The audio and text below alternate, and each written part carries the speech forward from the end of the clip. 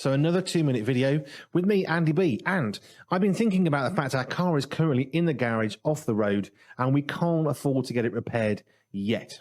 Now, in the future, we will. It's just a bit of a frustration right now. By frustration, I mean it's really difficult and life has become much more complicated and hard. However, the car is broken down. We cannot afford to repair it. What do we do?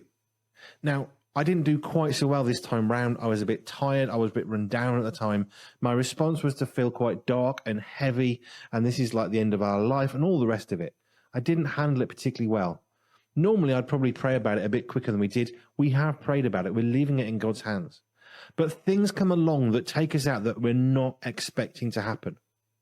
We know that if we have wiper blades on a car, that over time, they're going to wear out. Every year or so, you're probably going to have to replace them. We know that tyres are going to wear as we use them. So we can kind of track and plan when we think probably need to be replaced.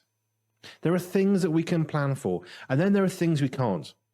Like the fact that a caliper on the back of our car has got a bit stuck, so it's pulled the brakes pads to one side, so they've worn unevenly. So when they were inspected, they looked fine.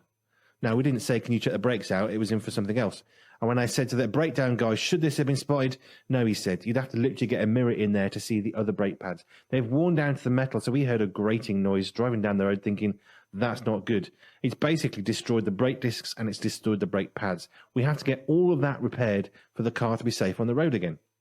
We can't afford to get it done yet.